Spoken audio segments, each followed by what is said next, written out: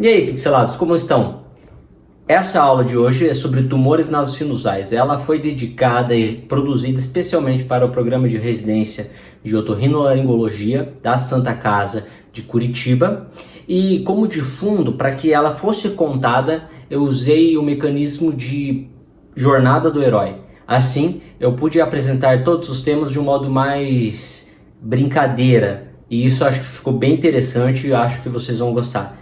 Vamos lá? Eu dividi a aula no Instagram em 5 pedaços e no YouTube é uma aula diretona, tá bom?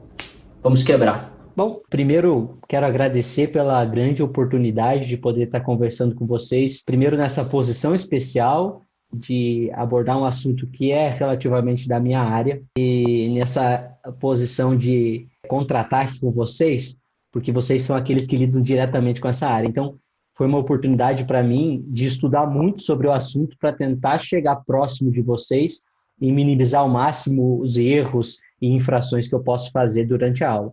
Eu convido a todos que vocês comentem comigo quando eu falar alguma coisa errada e complementem quando algo oportuno possa ser dito.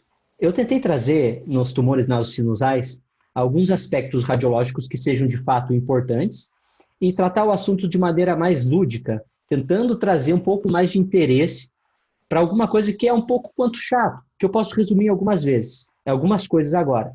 Pedir tomografia para quase todos os casos, que isso vai identificar as coisas.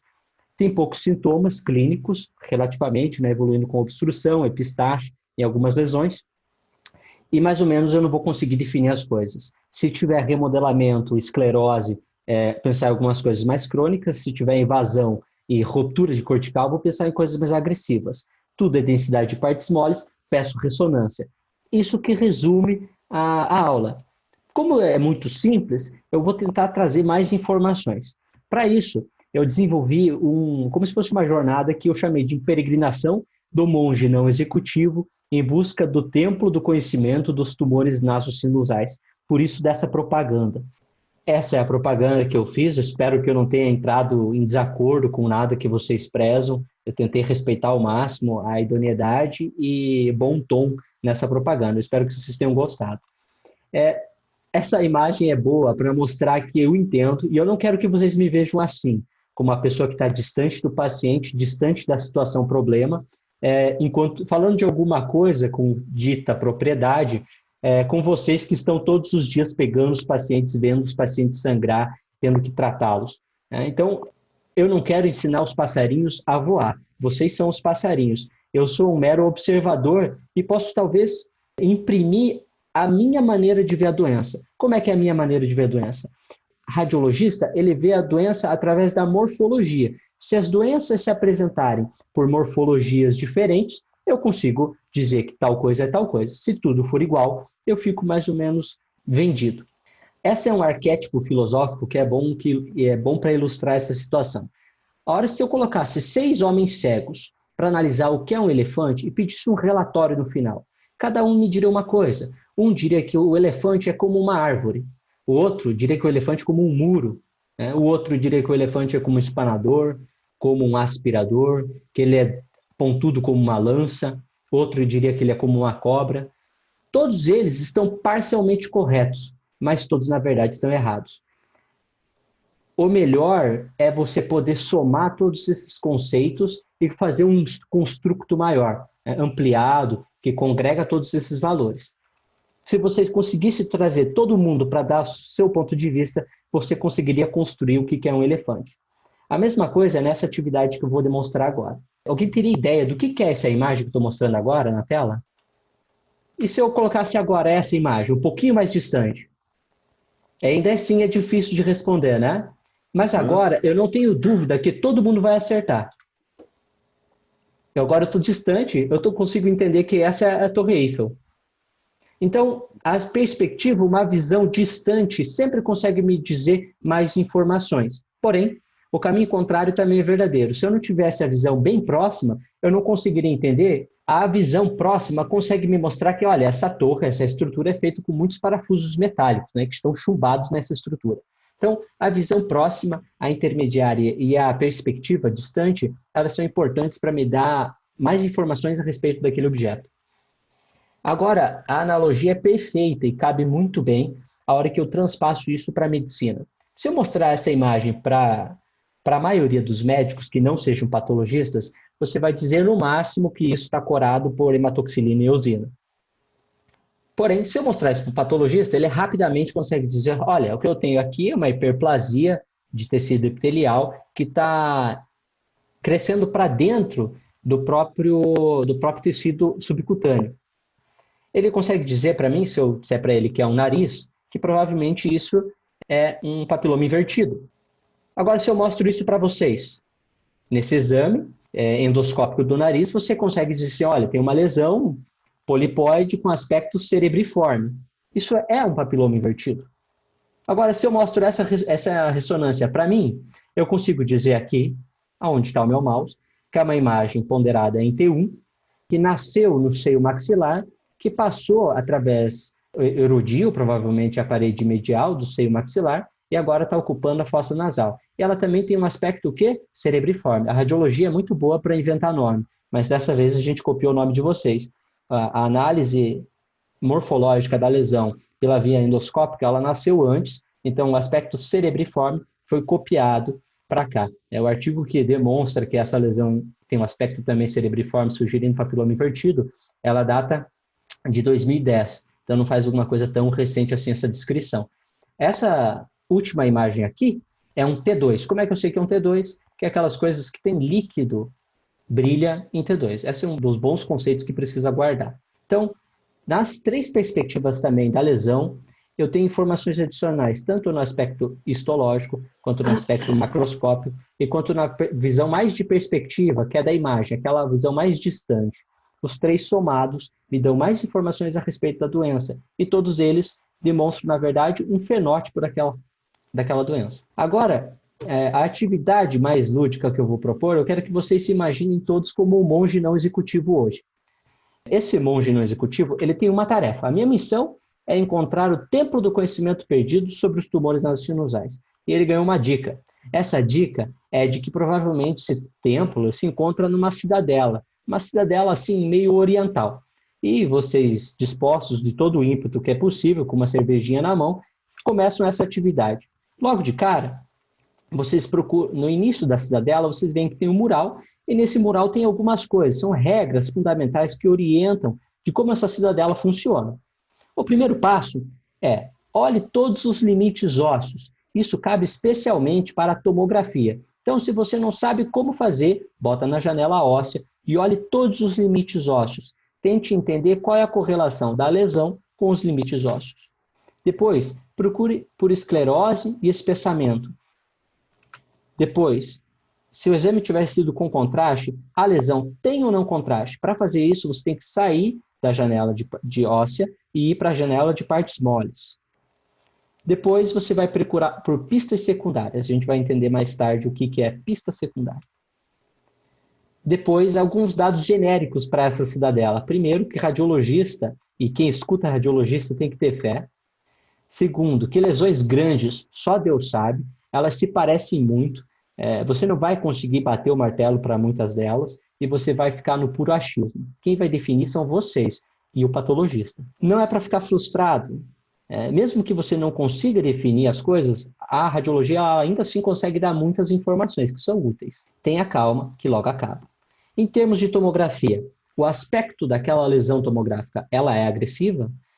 A densidade é de partes moles. Tudo bem, eu já sei. Partes moles compreende o quê? Desde aquele negócio que é um tecido, aquilo que é líquido. Tudo isso tem densidade de partes moles na tomografia. Para entender melhor, para esmiuçar essa parte mole, eu posso pedir o quê? Uma ressonância. A ressonância ela vai me dizer como é a matriz dessa lesão, por exemplo. E se há invasão de outras estruturas que eu não consegui caracterizar bem na tomografia. Vamos fazer um pequeno exercício? Beleza.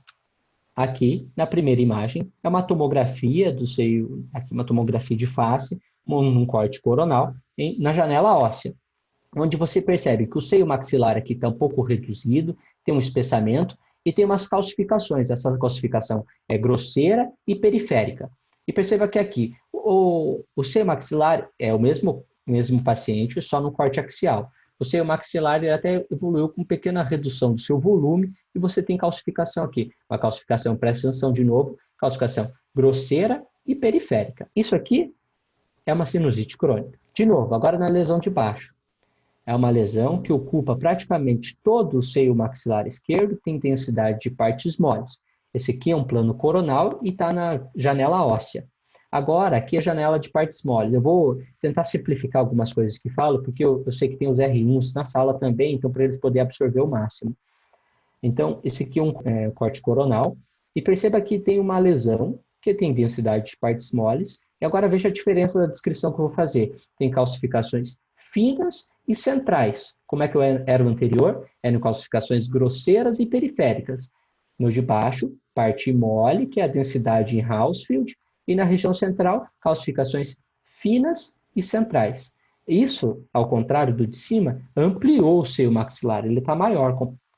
Compare com o outro lado. Compare com o outro lado. Ele está até um pouco maior, está um pouco mais abaulado. Parece que ele até distorce a anatomia aqui do complexo ósseo meatal. Então, o que é aqui? É uma bola fúngica. A dica qual que é? Calcificação fina e central. E agora no de baixo? Eu vou dar a dica que é uma criança que está com dor de cabeça. E o médico ainda, nessa época, pediu um raio-x.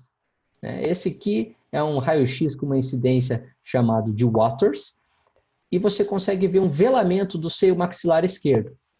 Aqui o seio maxilar direito está aerado, compare com o outro lado, você não consegue vê-lo. As hipoplasias verdadeiras do seio maxilar, elas são muito, muito, muito raras. Como você tem ele bem aberto desse lado, você deveria tê-lo desse lado aqui.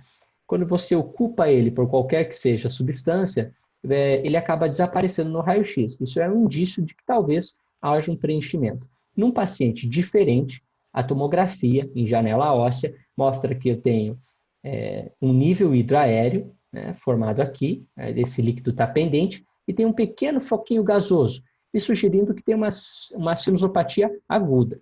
Perceba aqui, essa é uma imagem em T2, tudo que é edema, tudo que é líquido em T2, brilha, formando a mesma coisa, um espessamento mucoso e um nível hidroaéreo. Perceba que ele está formando esse nívelzinho.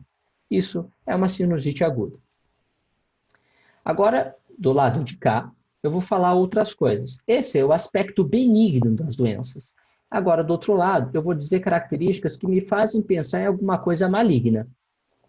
Desse lado, eu só disse preenchimento, amplia, diminui. Agora, do lado de cá, isso aqui, ele rompe a cortical. Isso parece que tem uma lesão na nasofaringe, que é posterior, que está comendo o osso.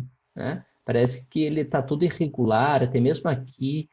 Parece que aqui tem áreas escleróticas de defesa, de reação óssea. O que é isso? É um carcinoma escamoso. Agora, outra característica bastante agressiva. Vejam que eu tenho uma lesão com partes moles, com bastante realce, ocupando completamente o seio maxilar direito. Ele passou o osso, está se mostrando na região malar da face. É uma lesão mais agressiva, que expande, ela ultrapassa até mesmo o osso. Ultrapassa, às vezes, até sem destruí-lo. Isso também é uma característica de coisas malignas. Aqui desse lado, ocupando a órbita, ele se estendeu para a órbita, tem uma intensa reação óssea esclerótica aqui do lado. Esclerose não só pode mostrar doenças benignas, mas ela também pode mostrar em doenças malignas. Então, aqui nesse caso, é um carcinoma linfoepitelial. Então, se há destruição de cortical, se há infiltração da medular óssea, essas coisas são coisas mais agressivas. Me faz pensar num diagnóstico mais agressivo. Pois bem, você saiu desse primeiro ponto, onde você viu o mural, resolveu dar uma passeada, voltou para cá e decidiu entrar. Logo na entrada, chega uma criancinha correndo para você e fala: "Oi, tio, eu quero conversar contigo." Você, disposto de toda bom coração que você tem, você vai começar a conversar com essa criança. Eu vou fazer uma mínima revisão anatômica sobre alguns conceitos importantes, sendo bastante minucioso para que todo mundo aproveite. Aqui, nessa primeira imagem, eu tenho uma tomografia de crânio mostrando um corte axial com janela óssea. O que eu quero que vocês lembrem é essa estrelinha aqui. A estrelinha mostra para mim a fossa pterico-palatina. Essa região é muito importante para a gente. Essa flechinha amarela mostra a fissura pterico-maxilar. A bolinha azul mostra a fossa infratemporal. E as setinhas verdes mostram para mim o forame esfenopalatino. Vamos tentar de novo. A fossa pterico-palatina, a fissura pterigo-maxilar, a fossa infratemporal, o forame esfenopalatino. Isso aqui chama-se canal vidiano, tá bom? Mas ele não é tão importante agora. Aqui a mesma coisa no plano sagital, na janela óssea. Aqui a mesma coisa, só que aqui mostrando outra estrutura. Agora a flechinha verde mostra para mim o forame redondo. Para lembrar, o nervo trigêmeo ele tem 3 ramos principais depois do gânglio de Gasser. Tem V1, V2 e V3. Como é que você faz para gravar? V1, fissura orbitária superior. V2, forame redondo. Pensa numa rodinha do carro que ainda está parada, né? Forame redondo. A hora que a rodinha do carro começa a andar, o que ela faz? Ela vira oval, porque ela começou a andar. Então, o terceiro, V3, passa pelo forame oval. Aqui é o forame redondo, comunicando a fossa temporal, que é da fossa craniana média. O forame redondo comunica a fossa pterigo-palatina. Esse é um conceito anatômico também bastante importante. Agora, todas as mesmas estruturas mostradas aqui. Em cima, a fissura orbitária agora inferior. Esse é um conceito anatômico importante. O espaço pterigo-palatino, ela se comunica com a fissura orbitária inferior. Esse aqui, o PT, a estrelinha do PT, é a fossa pterigo-palatina. O forame esfenopalatino, a flecha amarela, a fissura pterigo-maxilar e a fossa infratemporal. Agora, um plus, existe uma variação anatômica que é encontrada aqui. Aqui, o forame espinhoso. Quem passa pelo forame espinhoso? A artéria meningeia média. Quem passa pelo forame oval? V3, que é no nosso esquema, fissura orbitária superior, V1, V2, forame redondo, forame oval, V3. E do ladinho é o sinal do salto. Né? Se eu imaginar que aqui é a porção de trás do salto da mulher, um salto agulha, né? E aqui é a porção da frente. Esse aqui é o forame de Vesalius. Ele é uma variante anatômica, pode ser uni ou bilateral. Passam algumas estruturas venosas por ele. Beleza, você conversou com a criança, agora você vai buscar a sua peregrinação. Afinal, você está procurando um templo. Você começa a caminhar e vai perto de um poço. Quando você começa a olhar para dentro do poço, bum, acontece um barulho, você olha para trás e vê o Senhor Coisa. O Senhor Coisa, eu quero dizer que são todas aquelas coisas que não são nem doenças benignas, nem doenças malignas, são coisas. O pneumocinus dilatans, ele é uma variante anatômica, ela não está relacionada a nenhuma causa ou consequência de doença, e ela nada mais é do que a ampliação dos espaços aéreos dos seios frontais. Então, você não tem um adelgaçamento ósseo, então aqui uma tomografia de crânio, na janela óssea, onde você vê seios frontais bastante amplos. Quando eles são muito grandes, eu posso chamar isso de pneumocinus dilatans. Perceba que não há afilamento, adelgaçamento ósseo. Ele parece estar na mesma espessura de sempre, parece estar normal. Aqui ele, como aparece na ressonância de crânio. Então, para lembrar, a ressonância de crânio tem várias sequências. Né? As principais é T1, T2 e flare. Característica do T1. O T1 é a vida como ela é. T1 é córtex cinza, substância branca, branca. Córtex cinza, substância branca, branca. T1, a vida como ela é. Fica preto desse jeito, pneumocinus dilatans, porque é ar. Ar não dá sinal na ressonância magnética. T2, região mais cortical, fica invertido. Agora, o córtex, que é cinza, ele fica branco. A substância branca fica preta. Isso aqui é um T2 e o líquor fica clarinho. Então, a mesma coisa, ar não dá sinal na ressonância magnética. E aqui um flare, a mesma coisa. Agora, são diagnósticos diferenciais para olhos ainda não treinados. Então, nessa primeira, eu até fiz esse teste, vou contar, eu fiz esse teste com a Aline e ela não acertou. Eu perguntei para ela assim, qual que é o diagnóstico dessa imagem? É importante que você repare que o seio frontal está aqui na frente, né? São seios frontais. Agora, nessa janela, que é uma janela intermediária, ela foi otimizada para avaliação de coleções extraaxiais. Perceba que você tem ar entre o cérebro e a calota craniana. Esse ar nada mais é do que um pneumocéfalo. Existe um preciosismo que os pneumocéfalos, eles são esse nome que você dá quando o ar está entre a tábua craniana e o cérebro em si. E os pneumoencéfalos, quando esse ar fica dentro do parênquima cerebral. E isso aqui são coleções extraxiais, chamadas de subdurais.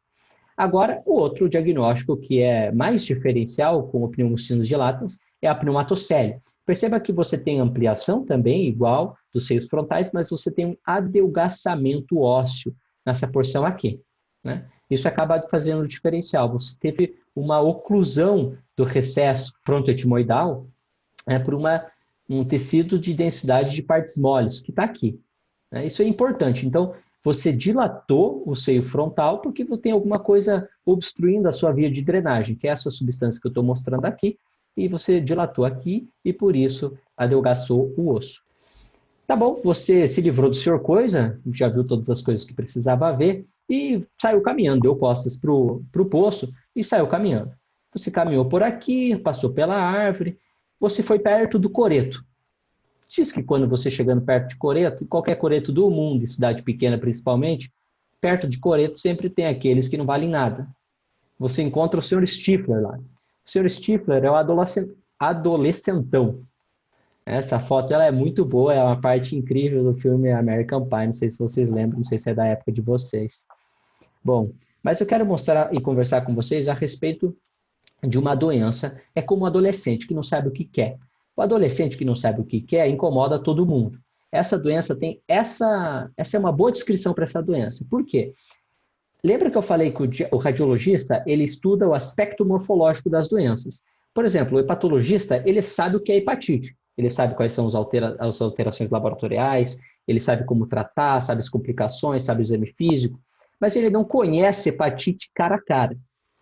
O radiologista, ele conhece a hepatite cara a cara, ele olha para um fígado e vê, esse fígado tem sinais de hepatopatia crônica, por exemplo, ou tem sinais de hepatite aguda, né? Algumas vezes você consegue dizer. Então, o radiologista é o cara que vê a doença. Nesse caso do adolescentão aqui, difícil porque ela tem múltiplas faces. Ela pode ser um pólipo antrocoanal, ela pode ser um pólipo coanal e um pólipo isolado, ela pode ser um pólipo associado à rinocinusite crônica sem hiperreatividade da via aérea, um pólipo associado à rinocinusite crônica com hiperreatividade da via aérea, por exemplo, no caso da asma, e alguns pólipos associados à doença sistêmica, como fibrose cística e cartágena. Então, o que eu estou falando? Olhem aqui em cima, tomografia de crânio, partes moles. Ambas as fossas nasais, elas estão ocupadas por alguma coisa que tem densidade de partes moles. Se eu olho o osso, esse osso parece para mim íntegro, né, de ambos os lados. Parece que aqui tem um espessamento do seio maxilar esquerdo, eu não consigo dizer muito bem. Mas as fossas nasais estão ocupadas. E qual que é a densidade? A densidade de partes moles. Então, eu não sei o que é, eu quero estudar a matriz. Como é que eu estudo a matriz? Peço ressonância. A ressonância aqui, nessa quadradinha que eu estou mostrando, é uma ressonância em T1. Ressonância em T1 tem poucas coisas que dão hipersinal em T1. Tudo da edema é hipersinal T2. Poucas coisas dão hipersinal T1. Uma das coisas é alta densidade proteica. Então, existem algumas lesões que são mais nodulares, são lesões mais polipoides, que têm hipersinal T1. São lesões com alta densidade proteica, né? Possivelmente. Outras coisas que dão realce ao meio de contraste, melanina, sangue, são coisas que a gente vai ver depois. Aqui do lado, eu estou fazendo um exame chamado T2, agora com saturação de gordura. No T2, a gordura fica branquinha, mas aqui ela está preta, eu saturei a gordura. Agora sobrou para mim as lesões, que ficam com hipossinal T2, e o edema de mucosa que está do ladinho, que tem hipersinal T2, aqui mostrando que realmente era o edema da mucosa do seio maxilar aqui. Aqui é um plano coronal, também na ressonância T1 pós-contraste. As lesões que têm densidade de partes moles, né, elas não têm realce ao meio de contraste, porém, se você olhar, a mucosa sim o tem. Portanto, são lesões que são bilaterais, que ocupam os seios e as fossas nasais. Elas são lesões hipodensas e sem realce, prestando atenção que a mucosa pode sim ter realce, e ela, depois de algum tempo, causa remodelamento e erosão focal. Qual que é o remodelamento? Os seios estão preservados. O remodelamento é das porções das conchas. As conchas são as porções ósseas de cada corneto, pelo menos para a radiologia, não sei se vocês assim também designam. E olha só como é curioso que existe o tal do sinal da libélula. Quando você fica impressionado com alguma coisa, você pode deixar passar coisas menores. Por exemplo, essa mesma paciente, que está sendo mostrada em todos os cortes, também tinha um meningioma aqui grudado no seio cavernoso. Mas é um achado secundário que não tem importância para o caso.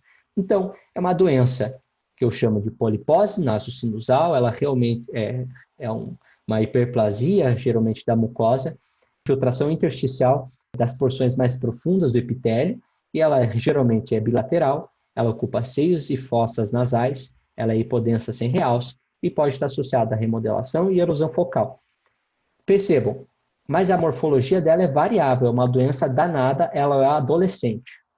Agora, essa mesma doença, ela pode ser unilateral e isolada, então ela não precisa ter o aspecto clássico, ela pode ocupar um seio, maxilar direito aqui, se insinua geralmente através do ósseo acessório, não é através do ósseo principal, e ocupa a fossa nasal, estendendo-se para a região do vestíbulo e para a região da coana. Como que é o nome dessa doença? É um pólipo. Eu falo onde que ele está. É um pólipo antrocoanal. Agora, se eu falar para vocês, isso geralmente é uma doença de adolescente, de novo, ele bate com o personagem que a gente está conhecendo. Se eu falo para vocês que tem uma mulher de 60 anos com provável tumor no seio maxilar direito, e a tomografia mostra isso para você, é uma região bastante heterogênea que, inclusive, remodela e erode o osso, que ele abala o septo nasal ósseo, ele destrói a parede medial do seio maxilar. Cadê a parede aqui? Esse também é um pólipo antrocoanal. Eu posso chamar ele de pólipo de Killian também, é o epônimo dele. Então, geralmente é uma doença de adolescente e jovem, ele passa pelo ósseo secundário, e apesar de essa ser a topografia clássica, e também ser a topografia que recebe o nome de pólipo de Killian, existem as opções, as versões etimoido-coanais e esfeno-coanais. Ah, duvido, nunca vi. Pois bem, aqui é um pólipo esfeno-coanal. O que isso significa? Ele nasceu no seio esfenoidal, que é o seio mais próximo da cela Turcic, mais posterior. Ele nasceu aqui atrás. Então, descrevendo essa tomografia para você, na janela de partes moles, você tem uma lesão com aspecto nodular, que ela está centrada no seio esfenoidal, ela passa pelo forame esfenoidal e ocupa o recesso esfeno-etimoidal, né? E vai aqui para a posterior da nasofaringe, mais posterior aqui, tá bom? E a mesma coisa aqui, então esse é um pólipo esfeno-coanal. Agora, aqui, nesse caso, qual que é o diagnóstico? Você tem uma tomografia de crânio, você tem densidade de partes moles, uma expansão óssea aqui, com adelgaçamento ósseo, rebaixamento do teto orbitário, e faz ressonância, você consegue ver que tem um hipersinal, inclusive com uma destruição da cortical aqui, uma erosão cortical focal nesse pontinho aqui, ela tinha que ser uma linha reta aqui, mas ela erudiu para cá, né? E aqui no plano coronal. Que diagnóstico é esse? É uma mucocele. Então você teve uma obstrução e ele foi abrindo, abrindo, abrindo, acumulando fluido e ele ficou desse jeito. Quando tem líquido, mucocele; quando não tem líquido, uma pneumomatocele. Ela ocupa também, pode ser de seios e fossas, é hipodensa em realce, tem remodelamento, mais erosão focal. Lembrar que, apesar de ser uma doença benigna, ela também pode fazer erosão focal. E agora, esse diagnóstico, ela é interessante, que a primeira vez que isso foi relatado foi em 1879. Esse primeiro artigo mostra aqui duas crianças que têm uma doença que parece que você tem uma expansão do vestíbulo nasal, parece que você abre a base nasal, ela fica muito aberta. Eles não nasceram assim, elas ficaram assim.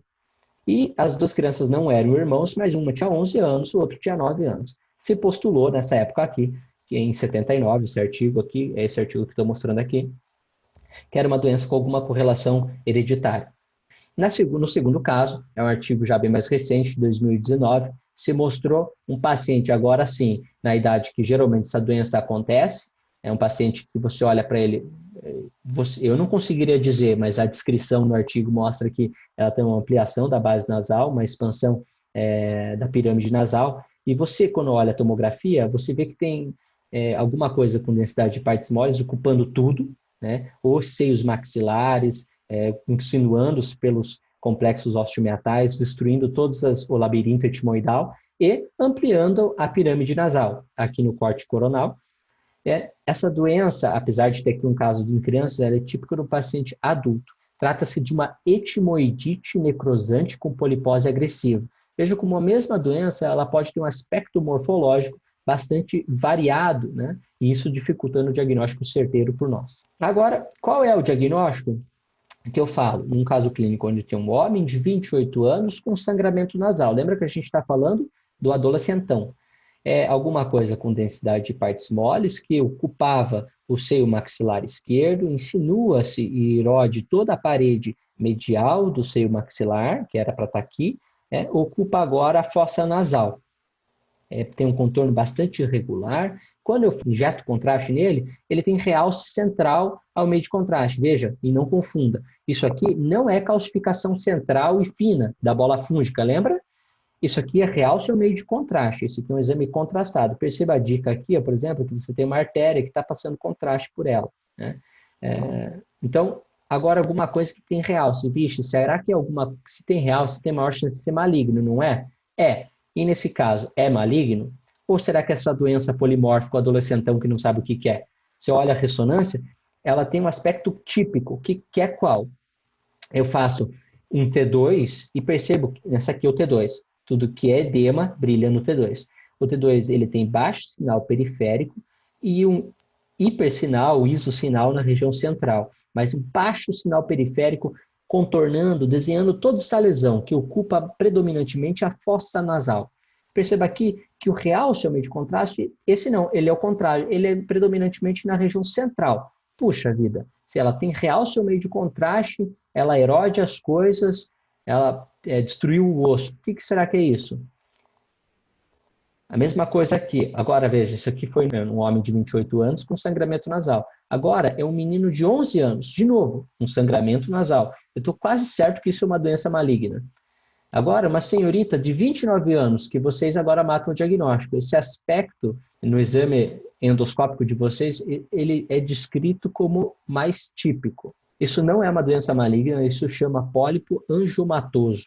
Por isso que ele tem esse realce ao meio de contraste que é nas porções mais centrais. De novo, o que você pode sugerir na ressonância magnética? Ele ter realce nas porções centrais e um hipossinal periférico e ranhado, como se fosse uma doença excêntrica, que está se expandindo, está fugindo de um lugar, ou centrífuga. Porque adolescente cansa, você terminou de conversar com ele, você decide caminhar para algum lugar um pouco mais sossegado. Você foi perto de algum lugar florido para poder descansar. Feito tudo lá, descansou, você resolve, bom, eu vou perto do estábulo. No estábulo eu consigo ver os cavalos, ficar mais sossegado, vou conversar com quem realmente entende da natureza, talvez possa me ajudar. Onde é esse tempo? E você conhece o Sr. Beto. O Sr. Beto é o benigno. Então, a primeira doença benigna que nós vamos ver, que é francamente benigna, eu consigo dizer isso pelos métodos de imagem, é o osteoma. Ele é um tumor osteogênico que somente tem osso maduro. É o tumor mais benigno da região e ele é descrito dessa forma. É uma região que na janela óssea ela parece bem densa, bem compactada, hiperdensa desse modo aqui. Nesse caso, quando ele fica tão hiperdenso assim, eu consigo até dizer assim, olha, é uma lesão osteogênica, ele tem aspecto de mármore, né? Uma lesão marmórea. Esse eu consigo dar no laudo, essa é uma lesão, é um osteoma. Agora, existem osteomas de topografia mais esdrúxula, por exemplo, como esse osteoma exofítico da região da mastoide. Ela pode ter em outras regiões da calota craniana, como, por exemplo, nesse volume rendering. Quando eu pego a imagem de tomografia e reconstruo isso, eu consigo ver assim, olha, alguma coisa que abaula o crânio do paciente, né? Agora aqui, mais exofítico. Agora ele também pode estar numa posição interna, dentro do seio frontal. São todos os locais onde ele pode existir. Veja, no osteoma é importante você ter fé, e vale mais ter fé do que você ter muito esforço. Frontal e etimoidal são as topografias principais do osteoma. Eles são muito mais frequentes nessas topografias do que no maxilar e esfenoidal. Então, é importante ter fé, e ter fé vale mais do que muito esforço. para você tentar lembrar de quais são as topografias mais habituais desse tipo de lesão. É uma lesão que é muito rara de complicar. Geralmente as pessoas elas têm osteoma, vivem com osteoma e por aí vai. Mas tem pessoa que tem azar na vida. O osteoma ele raramente pode complicar, mais frequentemente com obstrução e depois com erosão óssea. Nesse caso, uma erosão que você teve uma introjeção do osteoma para dentro da cavidade craniana, cursando inclusive com um pneumocéfalo volumoso aqui. Houve uma comunicação do seio frontal com a cavidade intracraniana e isso causou o pneumocéfalo. Ele pode assumir aspecto mais exofítico, como se fosse arbóreo, né, como mostrado aqui na imagem de baixo, e no volume rendering, que é a reconstrução 3D, que dá para fazer nas tomografias, ele tem esse aspecto aqui. Veja um diagnóstico diferencial agora importante. De novo, um aspecto arbóreo, olha no raio-x, parece que tem alguma coisa crescendo para cá. O que eu percebo que é um pouco diferente? Parece que há veja as palavras-chave, há uma continuidade da cortical e há uma continuidade da medular do osso. Vou falar de novo. Agora aqui uma tomografia, janela óssea, uma continuidade da cortical com uma continuidade da medular do osso. Agora, aqui em T1. Em T1, a gordura brilha e eu consigo sempre ver o córtex do osso bem pretinho desse jeito. Existe uma continuidade da cortical, que agora ficou bem fininha aqui, e existe uma continuidade da medular do osso. Agora, no raio-x panorâmico que o dentista pede, né? Existe uma cortical óssea aqui, que é contínua, e uma expansão, uma continuidade da sua medular. Agora, aqui, a mesma lesão mostrada na tomografia, e aqui no volume rendering. Perceba que, nesse caso, tem uma outra lesão aqui, ó. Qual lesão é essa? É a lesão do flash de luz. O artigo publicado, ele está com fotos tiradas com flash das imagens radiográficas. É um crime. Né? Qual que é o diagnóstico? É o osteocondroma. Quais são as palavras-chave? Continuidade da cortical e medular. Existe no osteocondroma, ao contrário do osteoma, a possibilidade, o risco de malignização. Nos osteocondromas são muito grandes ou eles são relacionados a alguma doença sistêmica, eu devo acompanhar o CAP cartilaginoso que ele tem, e isso, quando maior que 1,5, ele tem o risco de malignizar para alguma doença da natureza sarcomatosa, tá bom? Mas é só para dar essa informação para vocês. Tá bom. Agora, a gente está frente a uma doença que a gente já viu na aula, é uma doença que eu, inclusive, explorei o aspecto endoscópico dela lá nos primeiros slides. Vamos ver se vocês conseguem acertar. É uma lesão agora unilateral que ocupa o seio maxilar e se joga para dentro das fossas nasais. Tem em T2 um edema da mucosa e um aspecto todo arranhado, né, com as áreas de hipossinal de permeio, como se fosse um aspecto cerebriforme convoluto. Agora, aqui no realce, ao meio de contraste, as áreas que antes tinham alta densidade celular, e por isso um hipossinal em T2, tem realce ao meio de contraste. E aquelas áreas em T1 pós-contraste, que eram mais clarinhas aqui, elas ficam mais escuras. Um aspecto cerebriforme convoluto. Esse é um local mais habitual. Porém, ela pode, inclusive, existir em locais diferentes. Aqui, uma lesão pedunculada, polipoide, na nasofaringe com realce ao meio de contraste. Aqui, o aspecto cerebriforme não fica tão evidente. E aqui, a mesma coisa, só por tomografia, no seio maxilar, erodindo completamente a parede. Então, erosão com doenças benignas. Lembra que a gente está no Sr. Beto, são doenças benignas.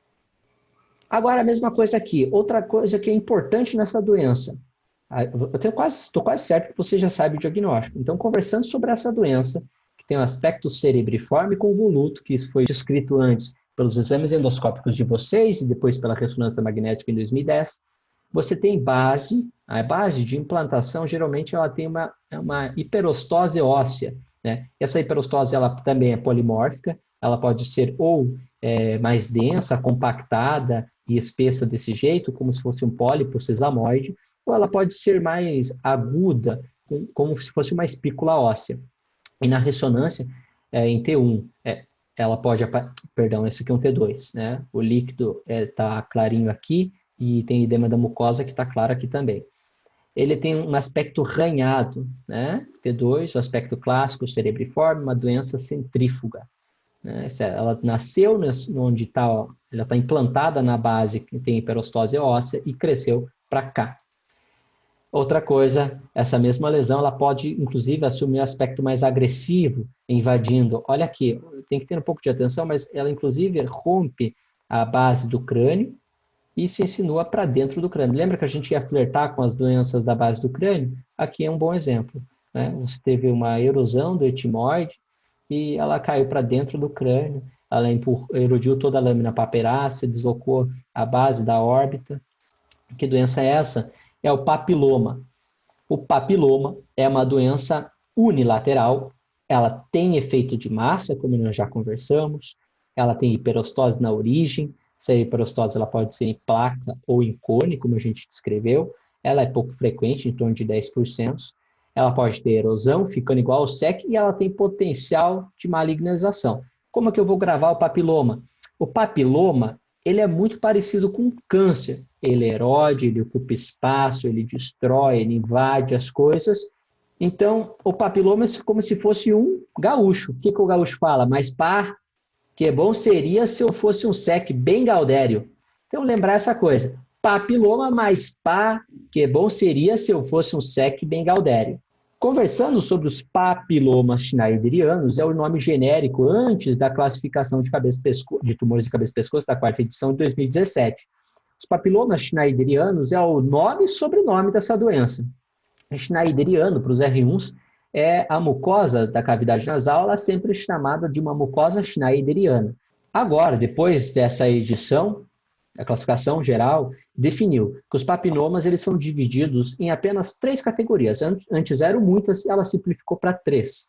É o invertido, que a gente já viu. Se a gente já viu, é o mais comum. Então, ele é em torno de 50% a 80%. Não olhe tudo que tem na tela. Presta atenção no que eu estou falando. Aquele que é exofítico, que a gente viu no exame anterior. Aqui, que eu descrevi como ele polipóide exofítico. E o oncocítico. O oncocítico é aquele que é menos frequente. Então, o invertido, ele está geralmente na parede lateral do seio paranasal. Ele é uniobilateral, uma doença unilateral. Ela tem mutação de ativação do EGFR, né, que é um fator de proliferação vascular. Por que eu estou falando isso? Se tem mutação, como é que eu associo? Ele pode se malignizar. O exofítico, que é aquele do exame anterior aqui, ele está geralmente no septo nasal. Ele não tem mutação, por isso, virtualmente, ele não maligniza. O oncocítico, que é o menos comum, ele está na mesma topografia com o invertido, ele copia o invertido. Ele também tem mutação, só que a dele é do Carras, e ele dele também é o que, inclusive, tem maior potencial de malignização. Portanto, se tem mutação, pode malignizar. E o potencial de malignização é em torno de 15%. O papiloma, mas que bom seria se um SEC bem gaudério fosse. Então, essa para lembrar. Agora, ainda não está aparecendo diagnóstico na tela, a gente mudou, é outra doença agora, a gente já viu os papilomas, mas com a primeira imagem, você já consegue acertar o diagnóstico. Se eu estou mostrando uma imagem como essa, dá para acertar o diagnóstico. Qual imagem é essa? É uma angiografia digital com subtração.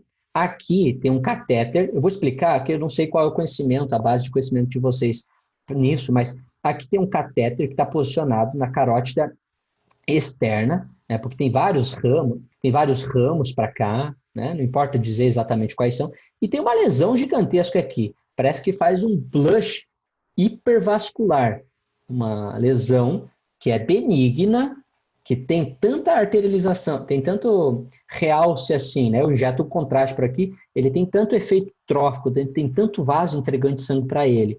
E agora aqui eu posicionei meu catéter na carótida interna, inclusive aqui são artérias cerebrais, que é a artéria cerebral anterior, esse aqui é a carótida interna, o sifão, mostrando que também irriga a mesma lesão. Pois olha, que tumor que é desse jeito, que ele parece um tumor vascular.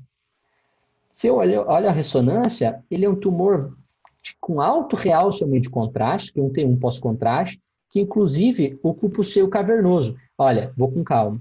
Aqui é o seio cavernoso direito, aqui é o clivus, isso aqui é a artéria basilar, aqui é o clivus, Em cima, né?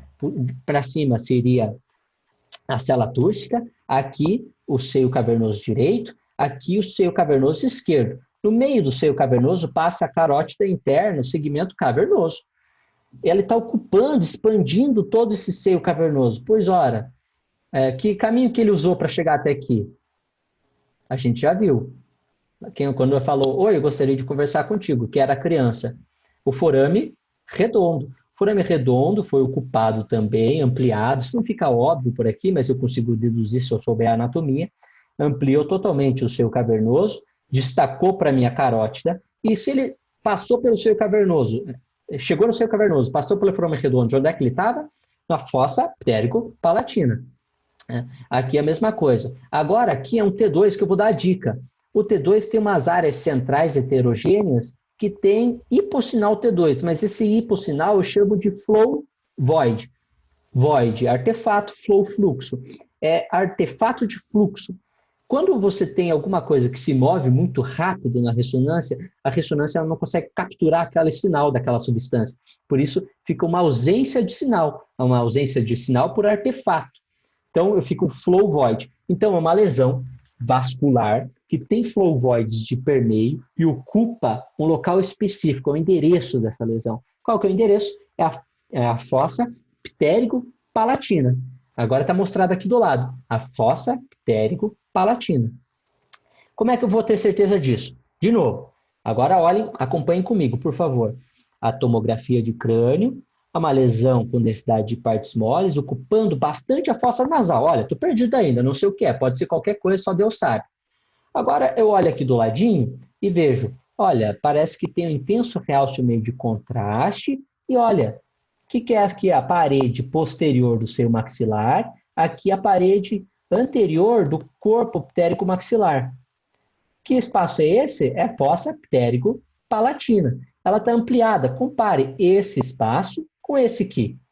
De novo, compare esse espaço com esse aqui. Se eu tenho uma lesão que tem endereço específico para essa região, eu faço contraste, ele é extensamente hipervascular, eu faço uma angiografia com subtração digital, isso significa, eu injeto contraste, subtraio o osso, consigo ver só os vasos, e ele tem um realce desse tipo, essa lesão ela é virtualmente diagnóstica, não existe diagnóstico diferencial para nasoangiofibroma juvenil. Se eu associar os fatores epidemiológicos, que é um jovem, geralmente do sexo masculino, que queixa mais frequentemente e estranho de obstrução nasal, pergunta de prova, qual sintoma mais frequente de quem tem nasoangiofibroma juvenil? É obstrução nasal, não é epistaxe, isso é pegadinha. Quando é epistaxe são epistaxes que têm risco de vida. Tem um endereço essa lesão. Essa lesão é da fossa ptérico-palatina. E apesar de ser agressivo desse jeito, ocupar o seio cavernoso, se insinuar para lá, é uma lesão benigna, só que é localmente agressiva. Então, aqui de novo o nasoangiofibroma, aqui mostrando, alguns autores acham que o endereço é a fossa ptérico-palatina, mas na verdade ele nasce de alguns resquícios celulares que estão no forame esfenopalatino, que é aqui. Tá bom? Que é aquela anatomia que a gente já reviu. Bem nesse pontinho aqui que está ampliado. Compare com aqui. Aqui, os limites ósseos estão ampliados. A mesma coisa aqui. Está ampliado. Comparar com cá. Se eu faço angiografia, fica desse jeito. E por que desapareceu aqui? Aqui é uma angiografia mostrando, injetando contraste na carótida externa, mostrando que um ramo da artéria maxilar chegava nessa lesão bastante hipervascular. Por que aqui ela desapareceu? Porque isso aqui é uma embolização pré-operatória. Tem indicação de ser feita antes de tratar esses tumores. E eles podem ser localmente agressivos, erodindo o osso, expandindo os limites ósseos e ocupando vários espaços. Tá bom, você conversou com o senhor Benigno, você está um pouco mais animado porque você acredita que o mundo é um lugar melhor e ele te deu algumas informações importantes. Mas você sai caminhando, meio tropegando, porque você já está cansado.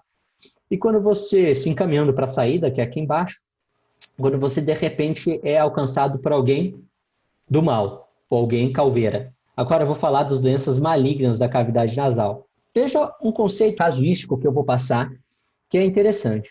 60% das neoplasias malignas da cavidade nasal, não interessando qual, ocupa o seio maxilar. Depois, 10% as células etimoidais depois 1% o seio esfenoidal e o seio frontal.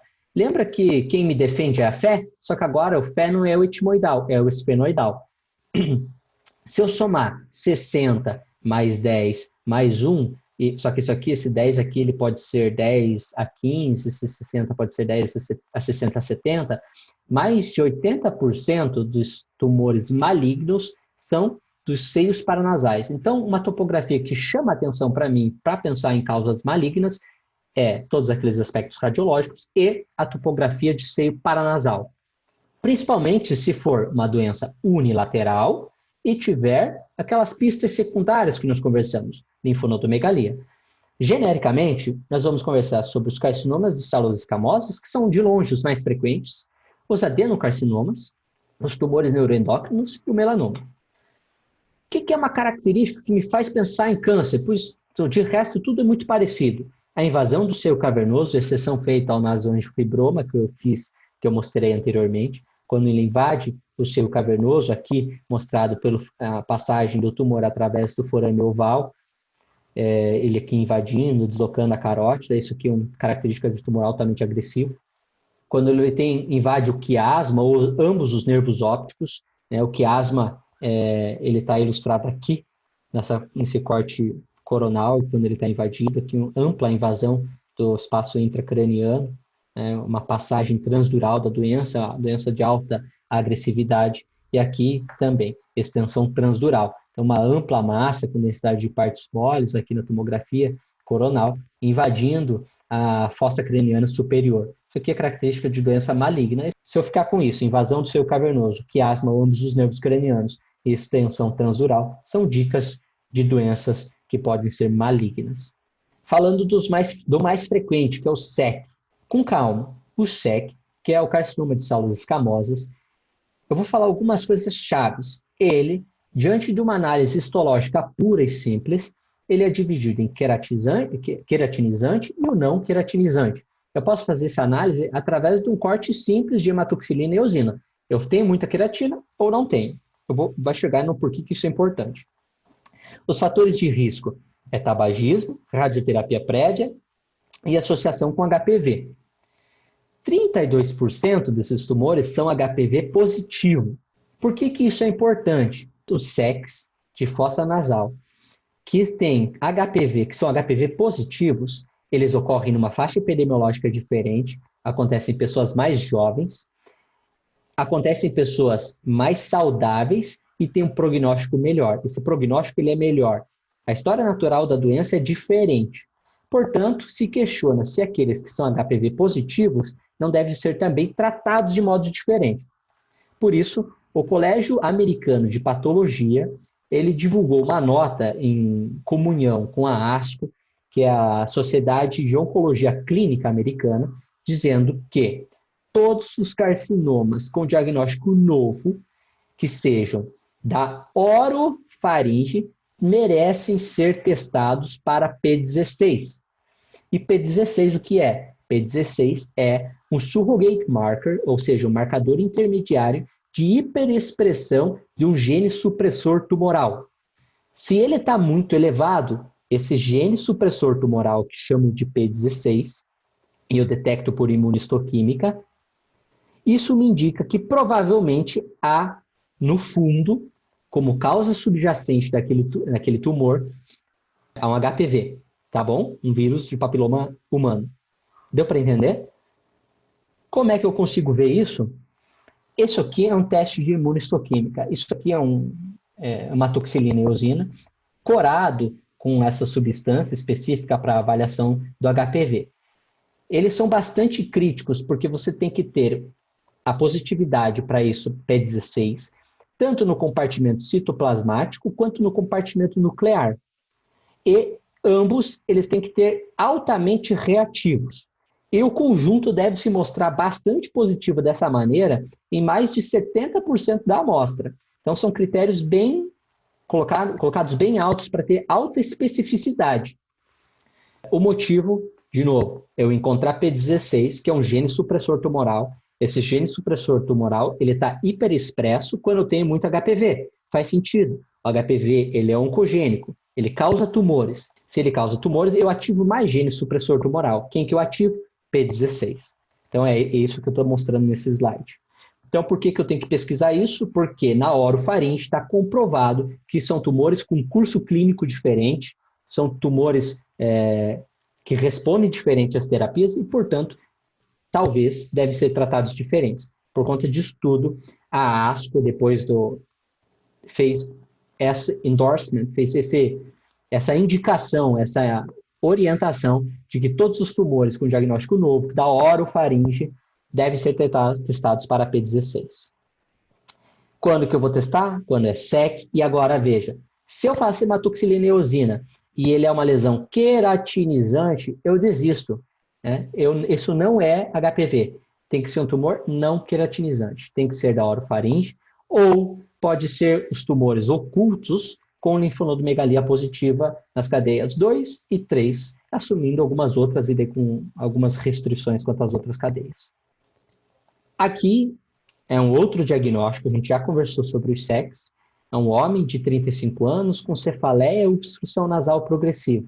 Eu tive a oportunidade da Aline me mostrar um paciente que foi diagnosticado no serviço de vocês com isso, e a progressão é extremamente rápida, disso que eu chamo de linfoma. A dica é, sempre que eu tiver um jovem adulto com uma lesão polipoide rapidamente progressiva, eu devo pensar no linfoma como um possível diagnóstico para essa pessoa. O linfoma, ele tem duas possibilidades. Ele pode ser ou B, o B, ele é sempre não Hodgkin e difuso de grandes células B. E pode ser o T do tipo natural killer, células T do tipo natural killer. Né? A gente vai ver a diferença dos dois. Geralmente ele acontece em um jovem adulto, ele é uma lesão da fossa nasal e pega o septo, eu coloquei aqui porque isso é importante, e ele tem alta celularidade. O que isso significa para mim? Alta celularidade se mostra espontaneamente hiperdenso na tomografia. Então, isso aqui é uma tomografia de face, mostrando que eu tenho uma lesão que ocupa a fossa nasal, erode a parede medial do seio maxilar, erode também o septo ósseo nasal, passa para o outro lado, ocupa outra fossa nasal. Tá bom. Mas perceba que ela também é espontaneamente hiperdensa. Por quê? Alta densidade, compactação celular. Isso se mostra espontaneamente hiperdenso na tomografia. Quando eu vejo aqui a parte óssea, ela tem uma extensa destruição óssea, uma invasão do osso do clivus. Expande também aqui, olha que a doença... Lembra que a nasoangiofibroma expandia a fossa palatina? Aqui também expandiu, então não é totalmente específico. Mas, então, é uma doença agressiva. Aqui, de novo, hiperatenuação espontânea. E quando ele é de células B, ela geralmente está relacionada a um paciente HIV positivo e ele erode em septo em 40%. Quando ele é de células T, é outro vírus, é o EPV, o Epstein-Barr vírus, e ele erode o septo em 80% dos casos. A gente está vendo aquelas lesões que são malignas. Agora, veja aqui, que interessante. É um paciente, esse paciente geralmente é um adulto, mas é um adulto mais idoso, mais próximo da senilidade, que eu tenho uma lesão, agora na ressonância em T1 sagital. Como é que é T1? O córtex está cinza, a substância branca é branca. O sagital é a vida como ela é, o T1 é a vida como ela é. Que tem alguma coisa espontaneamente com hipersinal em T1. O que faz hipersinal em T1? Melanina, sangue, coisas de proteína, que a gente já viu, quando a gente estava falando de polipose, gordura e contraste. Agora, um paciente idoso que tem uma lesão polipoide nas fossas nasais, que tem intenso realce meio de contraste nas porções centrais, é intensamente heterogênea aqui no T2, eu devo pensar num melanoma, uma lesão polipoide das fossas nasais. O que eu falei? Geralmente, tumores malignos são de seios paranasais. Então, se eu vejo uma lesão agressiva da fossa nasal, eu faço ressonância e ele tem hipersinal T1, eu posso pensar, olha, ou é uma lesão que sangrou, ou é uma lesão que tem hipersinal T1 por conta da melanina. Porque os melanomas melanocíticos, ou seja, que tem melanina, existem aqueles que não têm, fazem hipersinal T1. Uma lesão polipoide da fossa nasal com hipersinal T1. Agora, você já viu o mal, cansado do mal, você tentou escapar dali, você pega e cai pro pé. Tenta ir embora desse negócio. Quase saindo, para te aliviar a alma, você encontra Sr. Clown. O Sr. Clown mostra que a vida é um pouco mais engraçada do que a gente acha. E mesmo com todas essas regras, generalizações e cuidados e reparos anatômicos, a gente pode se enganar. Veja, são 3 pacientes com história clínica similar. Eu vou falar a história clínica, vocês vão perceber. Menina, 12 anos, pós-transplante cardíaco. Tem uma lesão com densidade de partes moles, um efeito de massa que ocupa a orofaringe posterior, estende-se pelo pilar faringoamidaliano, parece que está centrado no palato mole, ocupa aqui até a região mais posterior da base da língua, ou se insinua até ela. Estranho. Tem realce ao meio de contraste. Agora, veja o caso do lado. Um menino, 4 anos, pós-transplante hepático. Aqui um corte axial, tomografia com contraste. É uma lesão mais da base da língua, se insinua até o recesso piriforme esquerdo. Uma lesão com densidade de partes moles e sem muito realce ao meio de contraste. Aqui uma lesão mais centrada na hipofaringe, estendendo-se para a região também com as mesmas características, no menino de 6 anos pós-transplante cardíaco. Esse é um grande ludibriador que ele faz doença em qualquer lugar, em quase qualquer órgão, no sistema nervoso central não tem aparência típica também, que chama PTLD. É uma desordem linfoproliferativa pós-transplante. Ela faz lesões também, geralmente da orofaringe ou da cavidade bucal, que são indistinguíveis. Você vai parecer tumor maligno, mas é PTLD. Você pode reduzir a dose do imunossupressor, essas lesões elas tendem a resolver. Essa é uma maneira, um teste diagnóstico que pode ser feito. Agora, aqui, uma lesão que está ocupando a parte mais alta da nasofaringe, uma lesão polipóide com realce ao meio de contraste, pequena, não me dá muitas características, eu posso sim achar que é um tumor, mas isso é um pólipo inflamatório apenas. Agora aqui, 2 tomografias, aqui uma tomografia axial, uma extensa erosão óssea, uma infiltração da medular do corpo do esfenoide, aqui o corpo dos processos pterigomaxilares, aqui parece também estar erodido, parece uma lesão agressiva. Essa lesão ela se estende também para o processo odontoide, aqui é o arco anterior do atlas, algumas soluções de descontinuidade, rompendo a cortical, parece uma lesão extremamente agressiva. Só que eu conto para vocês que esse paciente ele já fez radioterapia por conta de um SEC escamoso, normal, de cabeça e pescoço. Então, o que é isso? É uma osteoradionecrose. Portanto, é o que eu pedi para vocês lá no começo, não se desanimar. A gente pode ajudar, mas muitas vezes a gente vai ficar sem o diagnóstico final por imagem.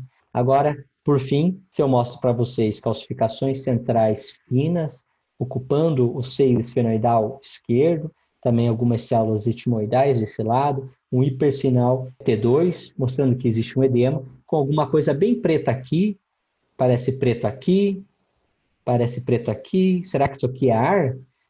Isso aqui tem que tomar cuidado, as regiões mais centrais da bola fúngica, ela pode inclusive enganar em T2, parecer ar, mas é por conta da alta compactação das hifas fúngicas nessa região central. Essas calcificações, elas podem ser cálcio, ter densidade cálcica, ou inclusive ter densidade metálica, porque o fungo ele tende a aglomerar alguns íons metálicos, inclusive você vai lá, mede o ROI, que é Region of Interest, e ele pode inclusive enganar, dando a impressão que existe metal no meio dessa lesão. Ela acontece geralmente nos pacientes idosos, porque o idoso ele tem uma redução do movimento mucociliar, facilitando o acúmulo, a colonização fúngica. As calcificações, como a gente já viu várias vezes, são centrais e finas, essa é uma marca registrada. Elas são lesões muito mais maxilares do que esfenoidais, mas para provar que existem as esfenoidais, eu coloquei um caso aqui de esfenoidal, é uma proporção de 10:1, e existe esse hipossinal T1 simulando ar. Eu tenho que tomar cuidado e olhar que, não, tem alguma coisa de fato ocupando o seio esfenoidal esquerdo, então não é ar, isso aqui existe alguma coisa ali, mas está mostrando com hipossinal T2. Inclusive, uma revista mais da área de vocês, agora bem recente, mostrou. Se eu tenho calcificações, que é a cara dessa lesão, que são finas e centrais, eu tenho uma bola fúngica suspeita. E ela deu regras para você imaginar que você está diante de uma bola fúngica naquelas que não tem calcificação central e fina. Dá para você acompanhar e tentar acertar por aqui. Eu achei um pouco genérico, difícil de acompanhar.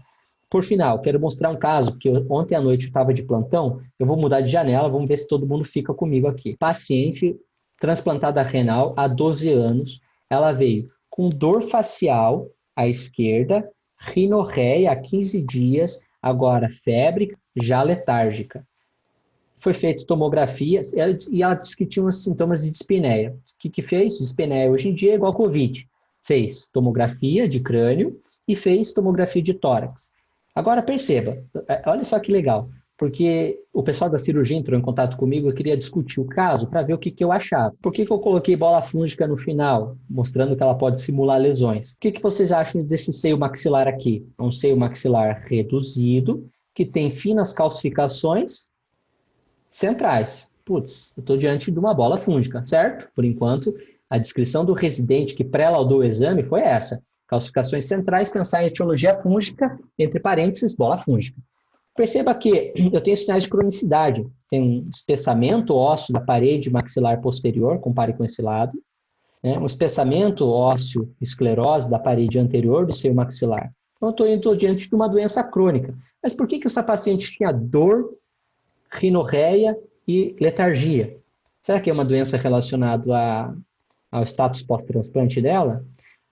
Então, eu comecei a analisar com mais cuidado. Para os residentes, eu acho que é legal. Repare que, de fato, eu acho que existe sim uma bola fúngica ali, mas repare que o espaço gorduroso retroantral, que eu vou mostrar agora para vocês aqui, ele está densificado, sugerindo que há um processo inflamatório mais agudo nesse local. Olha aqui.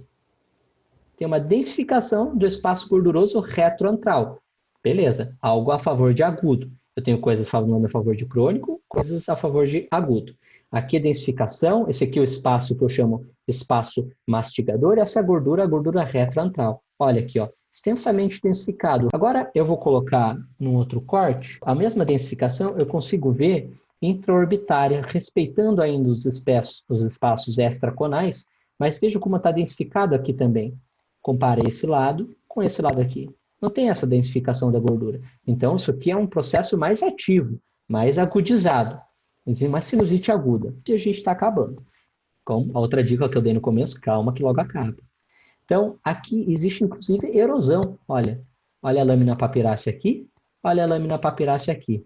Um adelgaçamento aqui do osso e olha aqui desse lado. Existe um processo mais agudo. Existe uma bola fúngica, só que existe uma rinocinusite aguda subjacente. As duas doenças elas estão concorrendo. Não é incomum você ter bola fúngica com doença bacteriana ou fúngica acontecendo ao mesmo tempo. Você havia esclerose, espessamento ósseo, características da bola fúngica que já tinha ali, ela era colonizada, isso facilitado pelo status imunodepressor dela, e ela teve uma rinocinusite aguda, por isso ela está no quadro infeccioso, séptico, rebaixamento de nível de consciência, dor, rinorreia, tá bom? Então, a gente já viu o Sr. Clown, a gente já viu o palhaço, que já enganou a gente, fez todos os malabarismos e truques possíveis, a gente disse assim, não, chega, não aguento mais disso, estou cansado, já corri essa cidade inteira e vou embora. Eu fiz esse caminho, eu vou descansar no lugar mais bonito que tiver aqui. Eu vim aqui, sentei no banquinho, vou perto da água, vou espairecer a cabeça. Vocês estão sentados próximo da cachoeira e eis que uma peninha vem voando lá de cima, cai nos seus pés, você pega ela, olha para isso, entende o que isso quis dizer e de repente tudo se faz luz. Você guarda a peninha para você. E como num passe de mágica, você passa a entender onde que fica o templo, que não tem nada a ver com essa cidade. O templo fica mais próximo de você do que você imagina. E você finalmente consegue encontrá-lo.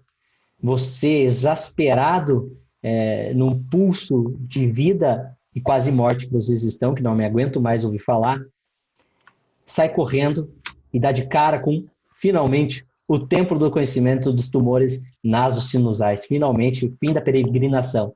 E agora os residentes podem responder. Quando determinar o status HPV? Quando eu devo dizer que ele é P16? Então, quando eu devo medir por imunistoquímica se tem a presença do P16 ou não? Quando é um adenocarcinoma e SEC de orofaringe e nasofaringe. Quando tem um linfonodo cervical apenas e se um tumor nasofaringe estiver presente ou for oculto. Carcinomas não escamosos. Todos esses acima. Ou apenas nos casos de SEC de orofaringe E isso que implica em dizer não aos adenocarcinomas e sexo fora da orofaringe. Essa é a resposta correta. Porque tem paciente mais jovem, mais saudável, tem um curso diferente, potencialmente os tratamentos devem ser diferenciados para esses pacientes. Como é que é a avaliação? Imunohistoquímica é uma avaliação indireta. Ele é um surrogate marker, ele é um gene supressor tumoral, eu meço se ele está mais ativado, hiperexpresso ou não. Aqui é uma proposta, então todos os tumores que são da orofaringe devem ter avaliação do P16. Quando você tem isso intenso, citoplasmático e nuclear, acentuado em mais de 70% da amostra, isso é um carcinoma de células escamosas HPV positivo, e por isso um curso clínico diferente. Quando é menos de 70, isso não está relacionado ao HPV, provavelmente. Na nasofaringe, não deve se avaliar, né, que são os tumores nasosinusais que nós estávamos vendo, e quando é de sítio não conhecido, os níveis cervicais de linfonodo, mas se tiver linfonodomegalia, for um tumor oculto, os níveis cervicais 2 e 3, eu devo fazer essa avaliação, em alguns casos é um pouco mais complicado. Quando que eu devo pedir tomografia de crânio agora com contraste? Quando eu tenho uma obstrução unilateral e assimétrica das fossas nasais? Veja, se é unilateral, eu tenho que pensar em alguns tipos de lesão, entre elas está câncer. Se tiver realce no meio de contraste, eu me assusto. Se eu me assusto, pode ser mais câncer. Exceção, pólipo angiomatoso. Então, fazer contraste nesse caso parece fazer sentido. Letra B. A área com densidade diferente permeia as secreções nasosinusais. Eu vejo que tem uma lesão com densidade de partes moles, mas tem um monte de secreção junto, talvez fazer contraste me ajuda. Na polipose, vai ter realce só da mucosa, a lesão em si é hipodensa, então pode ser que ajude. Destruição óssea regional ou envolvimento de partes moles extrasinusais. Por quê? Uma lesão agressiva ou possivelmente agressiva. Então, posso fazer contraste. Letra D. Reação óssea espiculada na parede do seio ou na cavidade nasal acometida. Quem em 10% dos casos tinha uma reação óssea bem na base, uma hiperostose óssea, que pode me ajudar? Quem parece câncer. Mas, que bom seria se eu, não sei que bem Galdério fosse. Então, nesses casos, também devo fazer contraste. Para avaliar possível lesão junto à via de drenagem de um seio paranasal acometido por mucocele. Lembra de um caso que a gente viu no corte coronal? Tinha uma lesãozinha ali. Será que era uma lesão? Ou era só um espessamento ali, uma obstrução por outra causa daquele ósseo de drenagem gerando uma mucocele? Ou todas as acima? Então a resposta é todas as acima, são essas as orientações. E agora no final, para descontrair, já que vocês chegaram todos com felicidade no templo do conhecimento total, completo, infinito sobre os tumores nasosinusais, mas qual é o diagnóstico abaixo? Seio maxilar expandido, com realce ao meio de contraste, e tem um aspecto cerebriforme convoluto. Agora é com vocês. Letra A, SEC. Letra B, papiloma. Letra C, estésio neuroblastoma. Letra D, pólipo. Letra E, bola fúngica. Com isso, pessoal, eu termino a aula. Todos os artigos utilizados e apontados nas referências de cada slide estão disponíveis nesse link para fazer o download. E obrigado, pessoal. Gostaria de reforçar mais uma vez o extenso agradecimento que eu faço a todos os chefes pelo convite, agradecer pelo espaço e a oportunidade que tive. Valeu! Você ainda está aí. Eu espero que você tenha gostado. E mais que isso, eu espero que você tenha aprendido. No caso de você ter aprendido e ou gostado, deixe o seu like, assine o nosso canal, comente aqui embaixo, distribua a seus amigos. Isso é um sinal de incentivo para que nós continuemos e dediquemos tempo à produção desse tipo de conteúdo. Eu espero que da próxima vez seja tão legal quanto foi dessa vez. Até breve.